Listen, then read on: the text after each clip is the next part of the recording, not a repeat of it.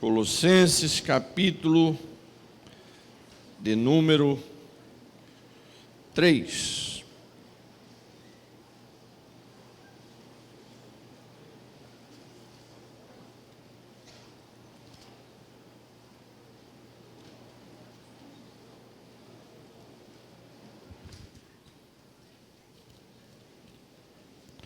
Colossenses 3.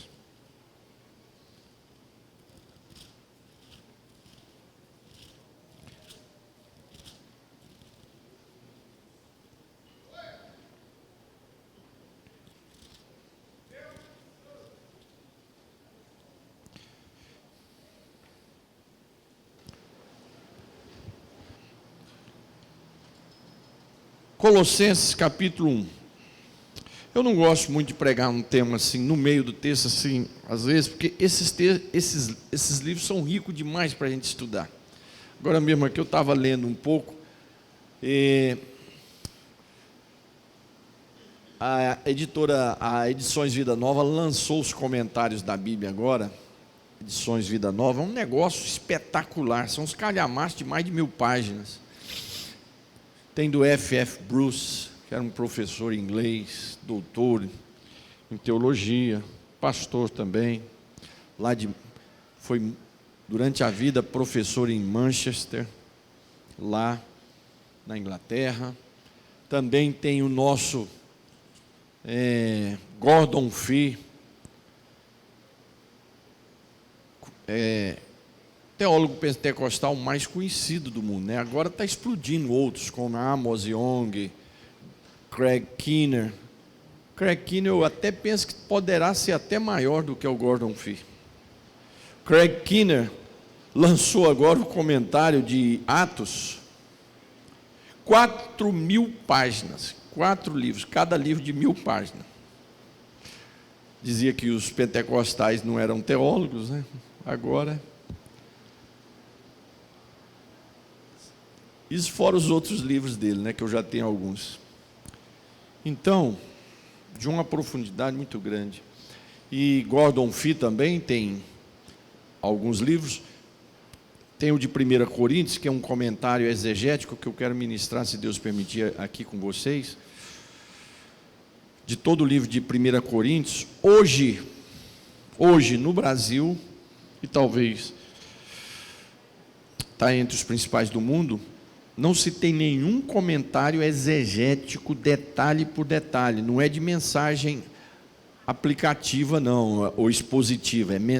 É um estudo exegético, que é detalhes. O que é o estudo exegético? É onde você estuda o contexto daquele tempo, daquele momento, onde você estuda o significado em detalhes da palavra.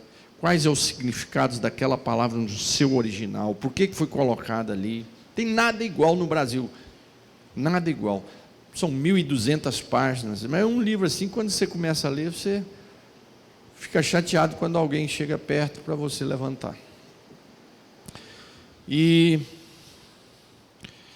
Então, esse livro de Colossenses, dentro dessa coleção que foi lançado por essa editora, Edições Vida Nova, é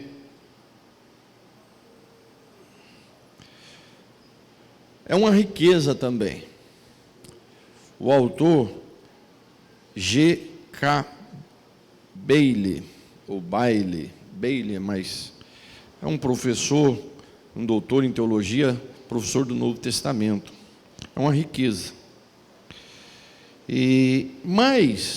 Então eu gosto de esse tipo de livro, essas cartas, eu gosto de trabalhar com a igreja assim, começa do começo e vai. Mas domingo agora, eu estive em Madureira e o bispo trouxe uma palavra nesse versículo. E eu fiz algumas anotações. Quando uma palavra é boa, vocês podem observar, vocês que são membros aqui da igreja. Sempre quando alguém vai pregar aqui, eu fico aqui com a minha caneta anotando. Pode observar. Eu sento e fico ouvindo, anotando. E eu estava anotando a palavra que o bispo trouxe, e eu até falei para o bispo, bispo, se Deus me der a oportunidade, eu vou ministrar essa palavra lá, em Bangu. Alguns pastores aqui fazem isso. Pastor, vou ministrar essa palavra que o senhor ministrou aqui, lá na congregação. É isso. Quantos anos as pessoas vêm pregando, há 2000 anos, vêm pregando sobre o filho pródigo? É a mesma palavra. Então, vamos ler. Eu queria que você abrisse sua Bíblia, e você ficasse com a sua Bíblia aberta. Temos aí o texto também.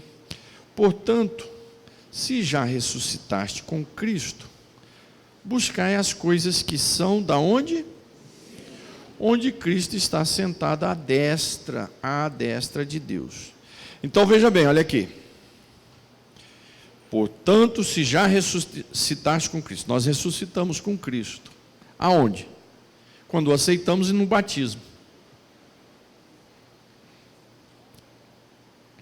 Buscai, se ressuscitamos com Cristo, então nós somos o quê? Novas criaturas. Se somos novas criaturas, então nós temos novos alvos, novos objetivos, novos desejos, uma nova comunhão, porque se ressuscitamos em Cristo, todos nós agora pertencemos a uma só família, e o crente tem que entender isso, que nós somos uma só família, porque há crentes que acontece igual na igreja de Coríntios, que estão se degladiando um com o outro, confusão, briga, rebelião, porque ainda não entenderam, ou não foi ressuscitado com Cristo, ou se foi, não entendeu o significado disso. Ressuscitar com Cristo é uma nova vida, é uma nova comunhão, pastor Cláudio. Nós agora somos irmãos em Cristo, todos nós ressuscitamos. O ressuscitar é o quê? Morreu lá no sepultamento nosso, no batismo, e ressuscitamos, é a nossa salvação. E é exatamente isso o símbolo do batismo. Morre a velha pessoa e nasce uma nova pessoa. Então, se nós agora somos novas pessoas, eu tenho que buscar as coisas que são de cima. Por que as coisas que são de cima? Porque é lá que Jesus está sentado. As coisas que é lá que ele está sentado. Pensai, então, buscai as coisas que são de cima, e verso 2, pensai nas coisas que são de cima e não nos da terra. Então, se nós ressuscitamos, nós somos nova criatura. Se somos novas criaturas, nós vamos pensar nas coisas que são de cima. Por que nas coisas de cima? Porque lá está o nosso Salvador, sentado à destra de Deus. É Ele que faz o milagre para nós, é Ele que abre a porta, é Ele que cuida, é Ele que zela, é Ele que estende as mãos, é Ele que intercede, é Ele que perdoa os nossos pecados, é Ele que ouve os nossos choros, a nossa lágrima. Buscar as coisas de cima, por quê? Porque é o universo, é um papo transcendental. Não, é porque Ele está lá sentado. Então tem que buscar as coisas de cima, porque Ele está lá sentado. Não é um papo transcendental, e nem filosófico, não. É básico, é lógico, buscar as coisas que estão de cima. Por quê? Porque Ele está lá em cima, sentado no trono, intercedendo por nós, pronto a nos ouvir. Ele continua, é bom lembrar que Jesus continua sendo homem, viu? Ele não deixou de ser homem e agora é Deus divino, não. Ele continua sendo, como Ele foi aqui na terra, homem e Deus, Ele continua lá, homem e Deus, com um corpo glorioso, que é o corpo glorioso que eu e você vamos ter quando ressuscitarmos verdadeiramente.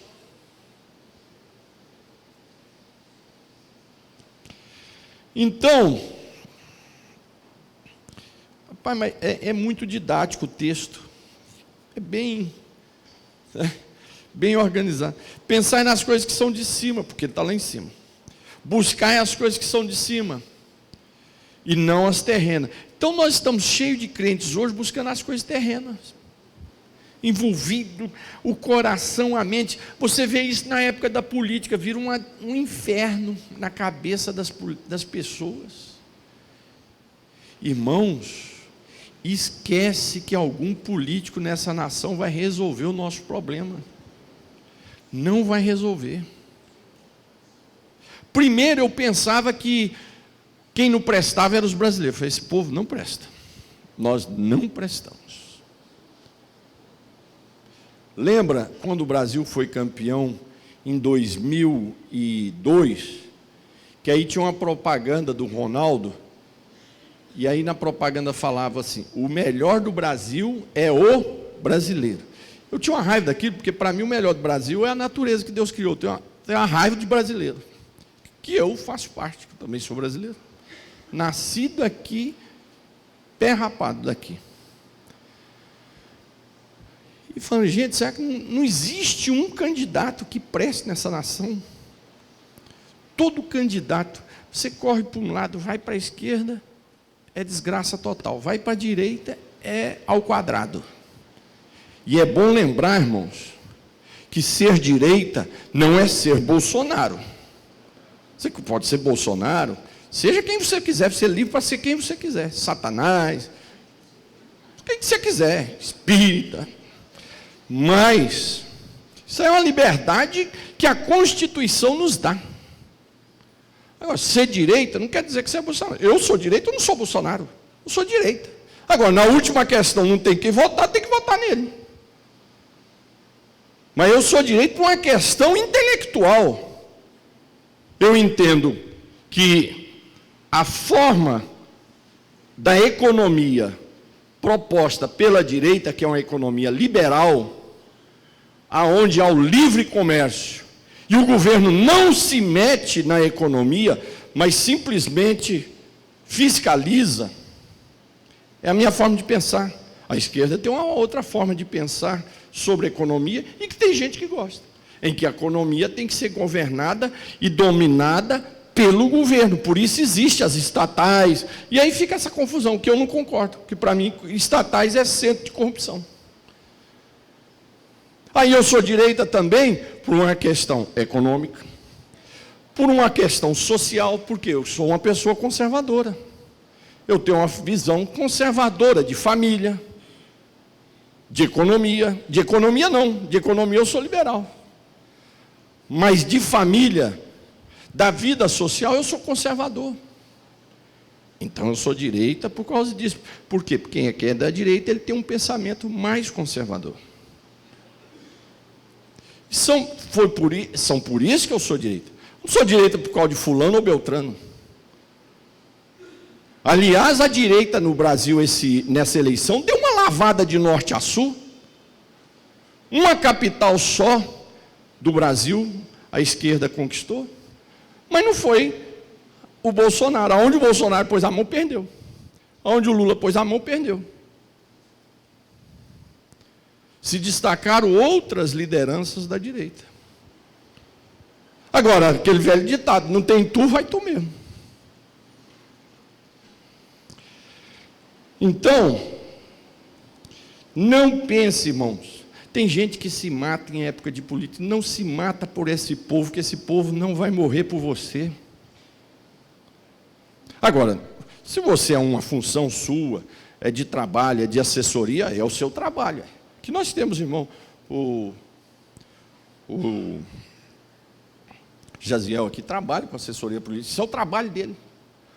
Você trabalha muitos anos na prefeitura, é funcionário público há muitos anos, e outros. Isso é um trabalho, é uma função. É um convite que recebeu. Mas não se mate por... E aí eu estava concluindo, acabei que eu dei uma passada em vários assuntos e não falei. Então eu ficava pensando, gente, mas é o contrário. O melhor do Brasil não é o brasileiro, não. Quem estraga o Brasil é o brasileiro. Aí esses dias eu lendo um artigo interessantíssimo, não me lembro se foi na Folha, no Globo, não sei onde eu li.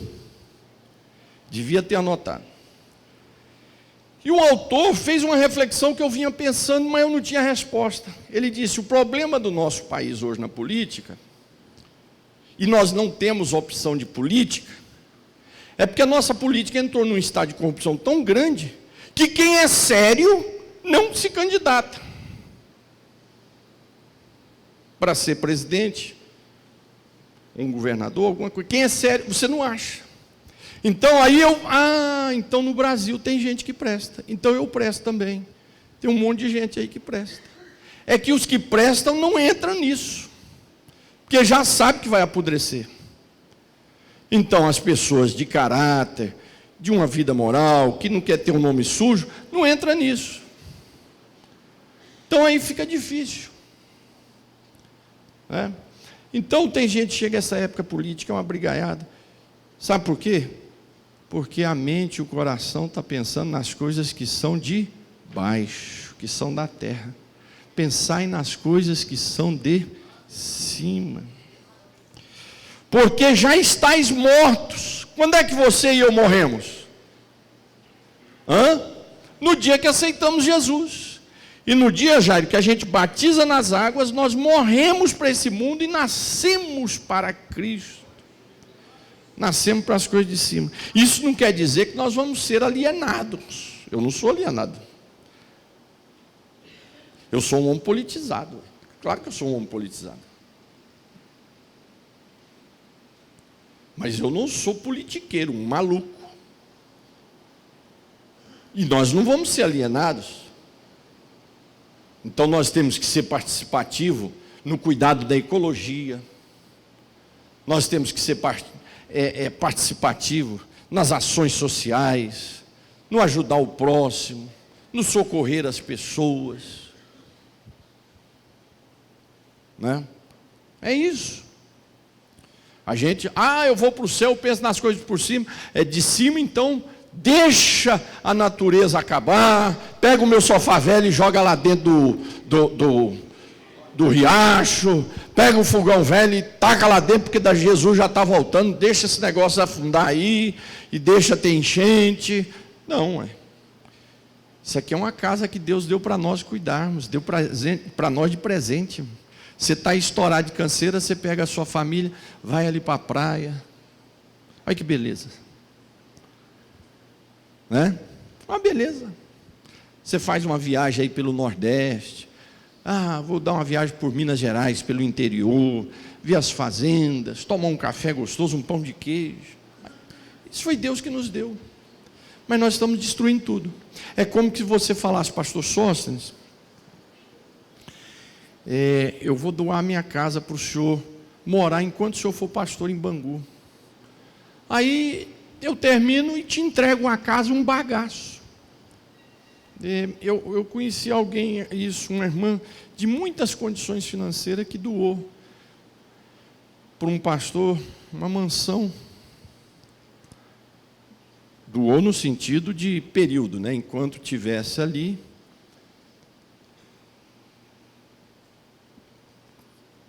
Imagina como é que entregaram. Isso não me contaram, não, eu conheço. Então, isso aqui Deus nos deu, a sua casa para nós cuidarmos. Nós temos que zelar. Então você não pode me convidar para ir lá na sua casa, eu chego lá, cuspo no chão, saio fazendo o que eu quero dentro da sua casa. O que é isso? Estou na sua casa, você me deu a honra de ir lá. Então Deus nos deu aqui uma casa para nós morarmos, temos que cuidar. Então, pensar nas coisas de cima não é ser também alienados, como muitos crentes são. Likes para lá, né? Não fazer uma boa votação. Você tem que votar, infelizmente é o que eu estou falando. Os candidatos são difíceis. Dura essa coisa que pediste, né? São difíceis, já dizia de Jesus. Já disseram para Jesus, né? Dura essa palavra, quem poderá suportar? Então votar no Brasil é dura uma palavra. Mas você tem que votar, tem que escolher alguém. E dentro da sua concepção política, você escolhe aquilo que você acha que é melhor, dentro da sua concepção de conhecimento político, do que você entende que vai fazer pelo país. Né? Então, pensai nas coisas que são de cima, voltando lá no texto. O que é pensar nas coisas de cima e para que pensar nas coisas de cima, aonde Cristo está à direita de Deus? Primeiro, porque isso nos ajuda a descansar em Deus. Quanto mais, pastores, nós olhamos para coisas dessa terra, mais raiva e doente a gente passa, a gente fica. É igual eu estou falando, as questões políticas, você vai olhando, daqui a pouco você não tem vontade nem mais de orar por esse país. Ou orar para Deus explodir, você vai ficando doente. Então, olhe para Jesus, vamos olhar para Jesus, irmão, porque senão vai dar um ataque cardíaco. Né? Faz bem, nos ajuda a descansar quando nós pensamos nas coisas que Deus tem reservado para nós. É maravilhoso quando você medita na palavra de Deus, isso te sara, te cura. Você está enfermo, você começa a ler a palavra de Deus, vai te sarando. Né? Pensai nas coisas de cima. Por quê? Porque isso nos faz descansar em Deus. Não é descansar nas confiança nossa, nos nossos braços, na nossa confiança, no nosso poderio. Não, é descansar em Deus. Quando eu olho para as coisas terrenas, eu fico estressado e cansado. Quando eu olho para as coisas de cima, me traz paz, alegria e regozijo. Pensai nas coisas que são de cima. Porque quando nós pensamos nas coisas que são de cima, nós focamos nos valores da Bíblia. Quando nós olhamos para as coisas aqui de baixo, terrena, aí você começa a focar nos valores desse mundo, irmão. Você vai passando mal, você vai ficando doente, você vai ficando revoltado. Então, quando nós pensamos nas coisas de cima, nós focamos o nosso coração, a nossa mente, nas riquezas da sua palavra. O que mais significa pensar nas coisas que são de cima? É estabelecer prioridade e virtude do reino de Deus. Buscar em primeiro lugar o reino de Deus, e as outras coisas vos serão acrescentadas. Então, pensar nas coisas que são de cima é nós darmos prioridade ao reino de Deus do que ao reino dessa terra. Pastor, o que é pensar? Eu queria esse versículo, achei tão bonito. O que significa pensar nas coisas que são de cima? É isso. É nós descansarmos em Deus, é nós focarmos na sua palavra, é nós estabelecermos e buscarmos as prioridades e as virtudes do reino de Deus. Esse mundo aqui não tem virtude para nos oferecer. Qual a virtude? Do jeito que está indo. Quais são as virtudes que tem para nos oferecer? Mas o reino de Deus, o Senhor Jesus, aquele que está à destra de Deus, a sua palavra, Ele sim tem virtudes e riquezas para nos oferecer. Você sai aqui, pega o trem, ou pega o seu carro, vai lá no trânsito, vai lá no centro, trabalha, volta, ou vai lá fazer alguma coisa, você vai vendo como é que está esse mundo de cabeça para baixo. É gente drogada debaixo das pontes, é gente drogada para lá e para cá, é gente doido no trânsito, e você vai vendo que mundo é esse. Mas quando a gente tira aquele momento, o meu coração e o seu, a nossa mente, vou pensar nas coisas de cima, nele que está lá em cima, aí a sua prioridade muda, e aí você começa a ficar cheio das virtudes do reino de Deus. O reino de Deus tem virtude para nos oferecer. O reino desse mundo não tem nada para nos oferecer. O reino de Deus tem, a Bíblia diz que o reino de Deus é o quê? Gozo, paz e alegria. E esse mundo? Trevas, guerra, frustrações, gozos passageiros, passa rapidinho.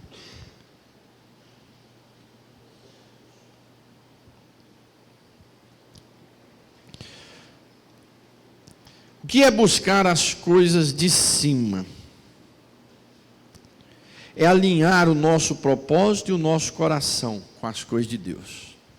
Irmãos, quando nós estamos buscando as coisas terrenas demais, é porque o meu e o seu coração não está alinhado, não está em comunhão, não está em junção com as coisas de Deus, com a vontade de Deus.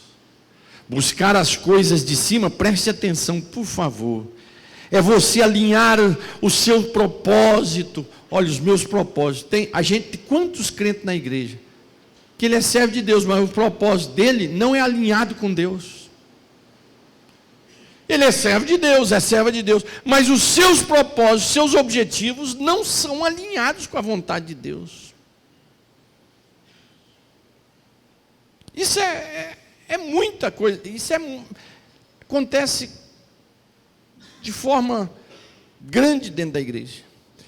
E aí é onde a gente vê o desastre de muitas vidas cristãs, de famílias, de crentes infelizes, crentes que não gozam do evangelho, da alegria, do reino de Deus. Você olha para ele, você crente, você fala, Deus me livre. Tem significado nenhum ser crente desse jeito? Então, buscar as coisas que são de cima é você alinhar. Qual é o seu propósito? Seja o que for na sua vida. Seja na sua área de sentimental. Eu quero casar, eu vou recasar, não sei. Eu preciso de um trabalho, eu vou trabalhar, eu quero fazer a obra de Deus. Mas você precisa alinhar esse propósito que você tem, se esse propósito está alinhado com a vontade de Deus. Eu quero morar em Paris, na Champs-Élysées. Que tal? Quinto andar de um grande apartamento?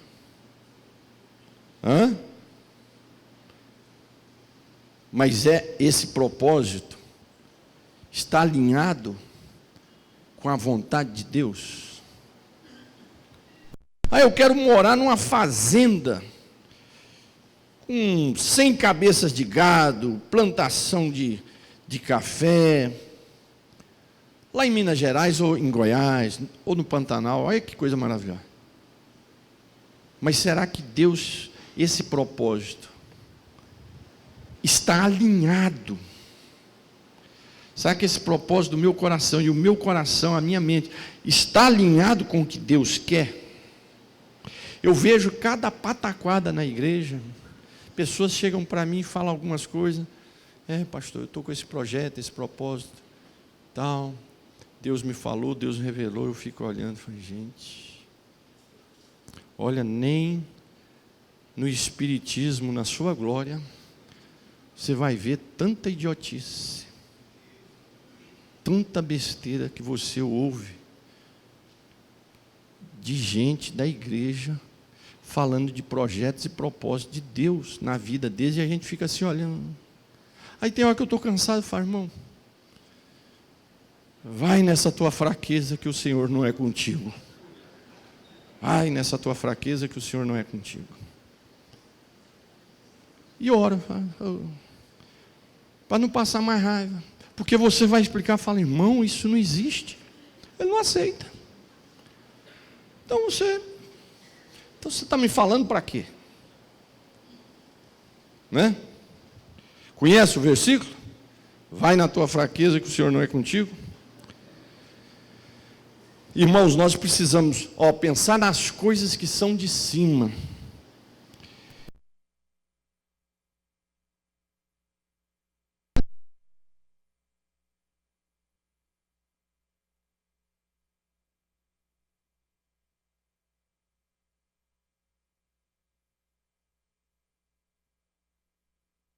Primeiro,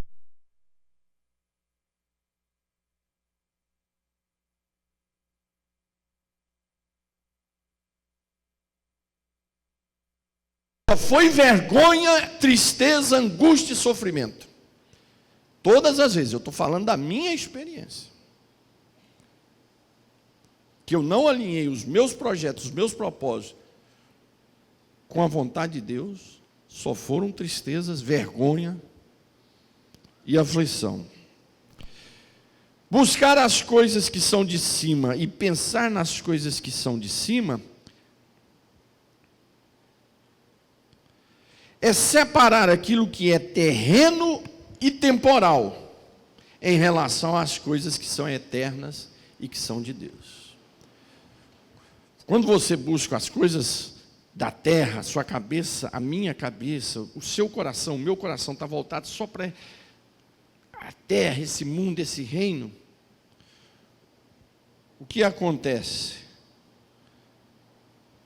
Nós estamos pensando nas coisas terrenas e temporais, elas passam, tudo passa. A gente faz uma luta, compra um carro zero, daqui a pouco esse carro está velho. Tudo passa. Tudo passa. Quando a gente coloca nossas expectativas nas coisas terrenas e temporais, vão ser decepções e frustração, porque elas passam. Tem pastores presidentes que põem o seu coração no campo dele, na igreja dele, na igreja que construiu. Imagina se eu for pôr o meu coração ali na igreja que eu estou construindo, ali a catedral que nós estamos construindo. O que é isso? Isso tudo passa. Eu passo, se não passar lá, passa eu aqui. Daqui a pouco eu estou com 70, daqui a pouco estou com 80, dá 90, até 99 tá beleza. Aí depois pode ir para as névias, né?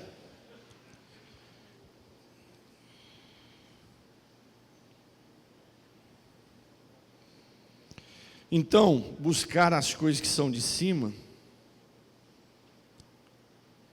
é buscar as coisas eternas, que duram para sempre. Porque quando nós buscamos as coisas dessa terra, elas são passageiras, tudo passa. Tudo aqui passa rápido. Irmãos, e a gente vai chegando numa idade, Cordeiro, parece que a sua juventude adolescente foi ontem. A gente pensa, a gente lembra como se fosse ontem. Está tudo aqui na cabeça da gente. Quem é jovem hoje não entende isso. Mas, irmão, passa muito rápido. Irmão, já vai para 13 anos que vocês estão me aguentando aqui. 13. Ué, parece que foi esses dias. Tem 13 anos que o pastor disse, eu estava aqui, ó, numa cadeira de roda, e a convenção aqui, passando a igreja para mim assumir, junto a Maria Cláudia aqui, nós juntos. Passa muito rápido.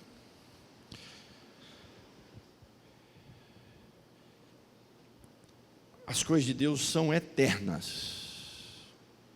As coisas de Deus são eternas. Buscar as coisas que são de cima é buscar as coisas que permanecem para sempre.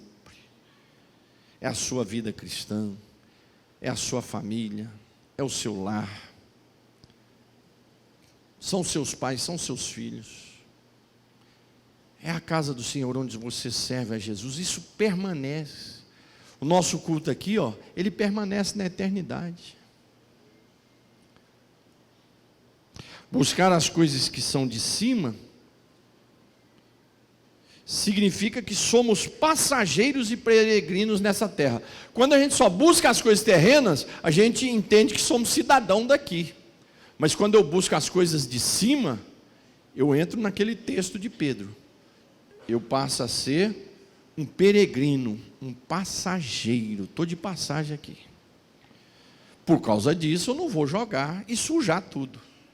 Vou ser um passageiro, um peregrino, que vou passar deixando uma história, uma coisa bonita. Por quê? Porque foi o Senhor que me deu essa jornada. Então, eu tenho que deixar uma história. Essa história não quer dizer você construir uma catedral, não é nada disso. É você deixar uma história de vida cristã, de vida familiar, né? Charles Spurgeon dizia, a melhor e a maior herança que um pai pode deixar para os seus filhos é a honra do seu nome. Porque um pai que não deixa isso, quando alguém vê o filho, fala, esse é filho do fulano, pelo amor de Deus. Não põe aqui para trabalhar não, que eu conheci o pai dele. Aquilo não valia nada. Olha isso. Mas quando alguém nem conhece a pessoa, você é filho dele? O que é isso, rapaz? Então você tem porta aberta aqui. Olha que coisa, deixou uma história, né? Então, buscar as coisas que são de cima é entendermos que eu e você somos peregrinos e passageiros por essa terra. Isso não quer dizer que somos alienados, que vamos deixando uma história abençoada para trás, de testemunho do Evangelho, do nome de Jesus, e caminhando sempre olhando para as coisas que são de cima, porque Jesus não está lá embaixo, a Bíblia diz que Ele está lá em cima, sentado à destra de Deus.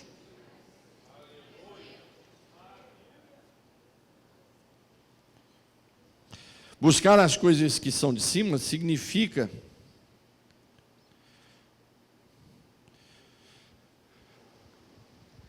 no que estamos pensando, no que estamos enchendo a nossa cabeça. Irmãos, quantas horas as pessoas gastam nos celulares, mexendo em celular, mexendo em não sei o quê. Cabeça vazia, horas e horas. Pensar nas coisas que são de cima é você preencher a sua mente, o seu coração de coisas saudáveis. Você só liga a televisão para ver programas malucos, filmes que não valem nada. Abra a internet, só o YouTube é uma riqueza. Quando eu aprendi aquilo, é uma riqueza. Eu tomo banho ouvindo uma aula, ouvindo uma reportagem boa, eu busco os comentaristas políticos, econômicos, do mais alto nível, está tudo ali. Agora, o que você busca ali? É fofoca? Irmãos, tem gente que fica mandando um WhatsApp, não é ninguém daqui não, é outras pessoas, de fofoca que saiu, tem uns jornais, não é jornal, tem uns negócios de fofoca aí, de cristão, olha que aberração.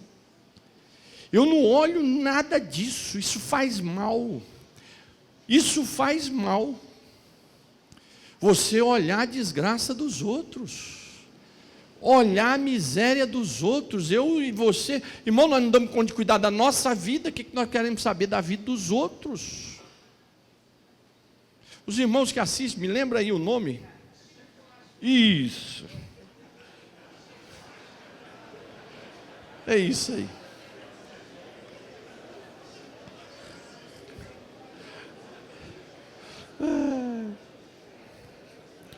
Então, olha só, comecei hoje, já fez uma confissão, está perdoada, pode tomar a ceia, né? Lá o bispo Abner, ele tem essa cultura lá em Madureira, tem alguém para levantar, para fazer alguma confissão, pedir perdão?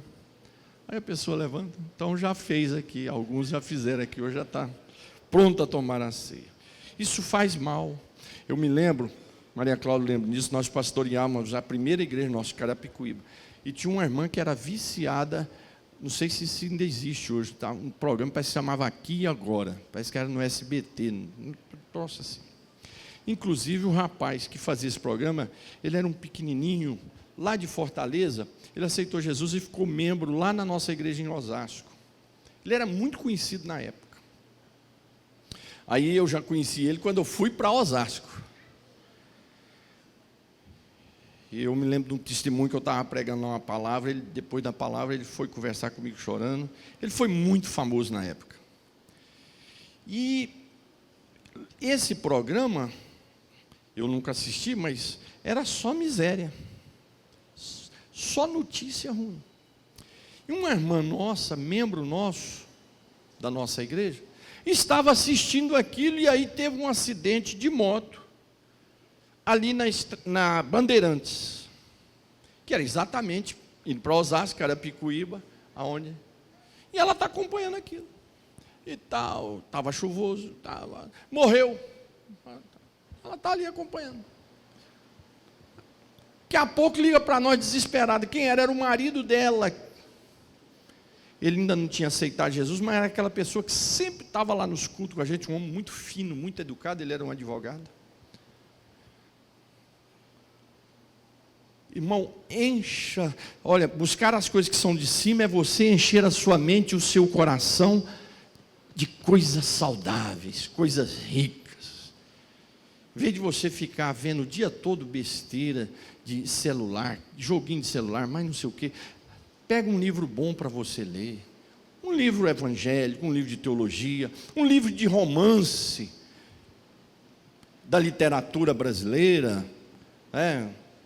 Pega um bom livro, vai lendo.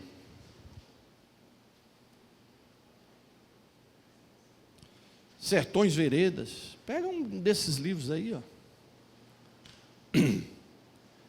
Machado de Assis, tem gente que gosta, eu gosto, mas é mais difícil de ler, é mais complicado. É tipo ler Shakespeare. Você tem que saber o que vai ler ali, porque senão você não gosta. Aí, como diz o Pondé, o problema não é o Shakespeare, nem o Machado de Assis, o problema é você, né? Mas encha a sua mente de coisas do céu. Tem gente que enche a sua mente, seu coração é de fofoca, é de programação ruim, é de notícia ruim, é de tudo que é ruim. A mente e o coração estão prontos a receber. Faça da sua mente e o seu coração uma fonte de lugar de coisas boas. O bispo Armer fez uma colocação que eu achei interessante. Você enche uma caixa d'água de quê? De água. Mas imagina se você encher a sua caixa d'água de esgoto. O que vai sair na hora do banho, na hora de beber uma água, na hora de fazer uma comida? Esgoto. Mas se você na sua caixa d'água tem a água direitinho lá, vai sair a água, vai matar a sua sede, vai ajudar a fazer comida, vai tomar um banho. Então a nossa mente, o nosso coração é como uma caixa d'água. Aquilo que você vai enchendo ela é o que vai descer aqui, é o que vai encher o seu coração. Se é esgoto, aí dá sujeira. Mas se é coisa saudável, você vai levar riqueza. Além de você ficar saudável, você vai levar riqueza para os outros. Fechando, pensar nas coisas que são de cima e buscar as coisas que são de cima.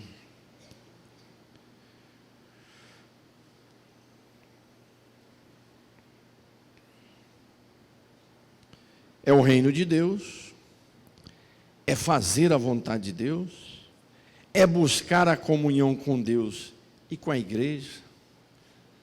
Tem irmãos que só vivem brigados dentro da igreja. Irmão, vai lá e fala com o irmão fulano para vocês. Ih, pastor, lá não dá para falar. Então fala com o irmão fulano. Ih, também não vai dar. Porque ele já brigou com todo mundo. Buscar as coisas que são de cima é buscar o reino de Deus, é fazer a vontade de Deus, é buscar a comunhão com Deus, é buscar a comunhão com quem está do seu lado, é buscar o poder do Espírito Santo, é buscar a palavra de Deus, é buscar as coisas de Deus, é fazer tudo para a glória de Deus. Eu posso fazer a obra de Deus, eu posso construir essa igreja, nós podemos fazer as congregações para a nossa glória e para a glória de Deus. Isso vai depender do nosso propósito. Então não é o fato de estar fazendo a obra de Deus que quer dizer que estamos fazendo para a glória de Deus. Às vezes é para a nossa glória. Então tudo que nós fizemos, buscar as coisas que são de cima e pensar nas coisas que são de cima, é fazer as coisas para a glória de Deus, né? E que o nosso propósito, que o meu e o seu viver, que o meu e o seu trabalho, seja tudo para glorificar ao Senhor, né? Então, buscar as coisas que são de cima é a solução para o meu e o seu problema. Por quê, pastor?